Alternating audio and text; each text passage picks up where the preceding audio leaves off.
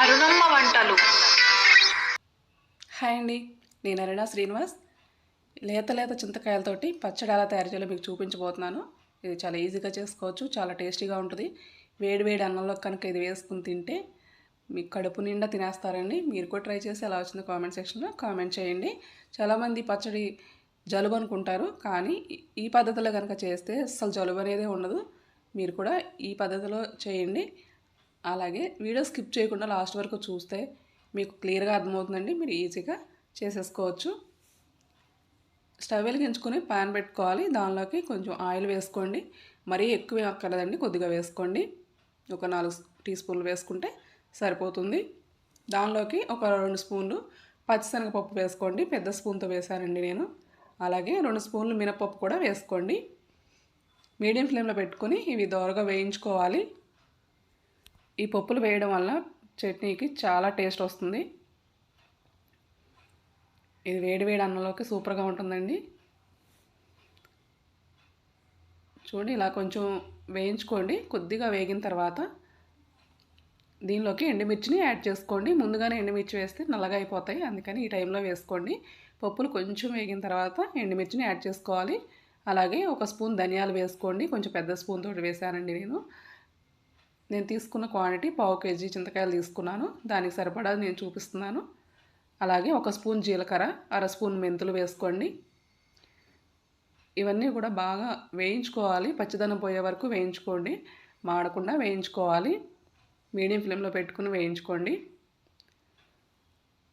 ఇలా కలుపుకుంటూ వేయించుకుంటే మాడకుండా ఉంటాయండి. మీకు కనుక ఈ వీడియో నచ్చితే లైక్ చేయండి, షేర్ చేయండి, సబ్స్క్రైబ్ చేసుకోండి. పక్కనున్న బెల్ మీద ప్రెస్ చేస్తే ఆల్ అనే ఆప్షన్ వస్తుంది. ఆల్ అనే ఆప్షన్ కూడా ప్రెస్ చేస్తే నేను న్యూ వీడియో పెట్టగానే మీకు వెంటనే నోటిఫికేషన్ వస్తుందండి. నేను రోజు 10 o'clockకి నేను వీడియోని పోస్ట్ చేస్తాను. అలాగే వెల్లుల్లి రెబ్బలు వేసుకోండి. కొంచెం వేగిన తర్వాత దానిలోకి ఒక 2 స్పూన్లు నువ్వులు కూడా యాడ్ చేసుకోవాలి. మీడియం ఫ్లేమ్లో పెట్టుకుని మాత్రమే వేయించుకోండి. చూడండి, ఇవన్నీ కూడా వేగిన తర్వాత స్టవ్ ఆఫ్ చేసుకుని ఒక ప్లేట్లోకి తీసుకుని చల్లారనివ్వాలి. అవి చల్లారేలోపు మనం చింతకాయల్ని వేయించుకుందాము. చింతకాయల్ని ఇలా వేయించుకోవడం వల్ల టేస్ట్ సూపర్గా ఉంటుంది. మీరు తప్పకుండా ఇలా ట్రై చేసి చూడండి. ఎలా వచ్చిందో కామెంట్ సెక్షన్లో కామెంట్ చేయండి. చింతకాయల్లో కొంచెం నూనె అయితే సరిపోతుందండి. వేసుకుని ఈ చింతకాయలన్నీ కూడా ఇలా వేయించుకోవాలి. మూత పెట్టుకుని ఒక 5 నిమిషాల పాటు సిమ్లో పెట్టి మగ్గించుకోండి. చూడండి, ఇలా సిమ్లో పెట్టుకుని మగ్గించుకోవడం వల్ల చూడండి చాలా మగ్గిపోయినవి ముక్కలన్నీ కూడా. చింతకాయల్ని ముందుగా శుభ్రంగా కడగాలండి. కడిగిన తర్వాత మాత్రమే ఇలా వేయించుకోవాలి. చూడండి, ఇలా మగ్గిపోయినాయి కదా, వీటిని పక్కన పెట్టుకోవాలి.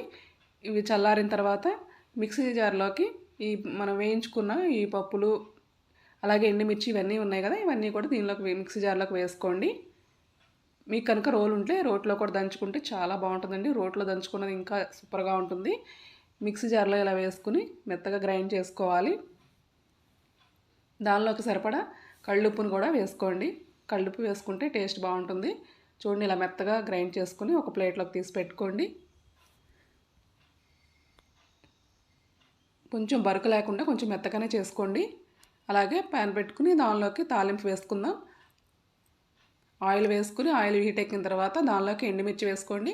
అలాగే పచ్చిశనగపప్పు, మినపప్పు కూడా వేసుకొని వేయించుకోండి. కొంచెం ఆవాలు, కొంచెం జీలకర్ర వేసుకోవాలి. తాలింపు మాడకుండా వేసుకుంటే బాగుంటుందండి. కొన్ని మెంతులు కూడా వేసుకోండి. 1/2 స్పూన్ మెంతులు వేసుకుంటే సరిపోతుంది. మీడియం ఫ్లేమ్లో పెట్టుకుని ఇవన్నీ కూడా దోరగా వేయించుకున్న తర్వాత దంచుకున్న ఒక 5-6 వెల్లుల్లి రెబ్బలను కూడా వేసుకోవాలి. ఇలా కనుక మనం పచ్చడి చేసుకుంటే చింతకాయలతో చేసిన పచ్చడి అయినా కూడా జలుబు చేయకుండా చిన్నపిల్లలకు కూడా పెట్టొచ్చండి. చాలా మంచిది డైజెషన్కి కూడా. దానిలోకి కరివేపాకు వేసుకుని వేయించుకోండి. తర్వాత కొంచెం పసుపుని యాడ్ చేయండి. ఒక 1/2 స్పూన్ పసుపుని యాడ్ చేయండి. స్టవ్ ఆఫ్ చేసిన తర్వాత మాత్రమే పసుపుని యాడ్ చేయండి. తర్వాత దీనిలోకి మనం గ్రైండ్ చేసి పెట్టుకున్న ఈ చింతకాయ పచ్చడిని దీనిలో వేసేసుకోవాలి. దీనిలో వేసుకుని ఇదంతా కూడా బాగా కలిసే వరకు బాగా కలుపుకోండి. తప్పకుండా ఈ వీడియోని మీ ఫ్రెండ్స్ షేర్ చేయండి, సబ్స్క్రైబ్ చేసుకోండి. ఎంతో టేస్టీగా ఉండే గుమగుమలాడే చింతకాయ పచ్చడి రెడీ అయిపోయింది. మీరు కూడా ట్రై చేసి ఎలా వచ్చిందో కామెంట్ సెక్షన్లో తప్పకుండా చెప్పండి. చూడండి, ఫస్ట్ 2 ముద్దల్లో కనుక ఈ పచ్చడితో తింటే సూపర్గా ఉంటుందండి.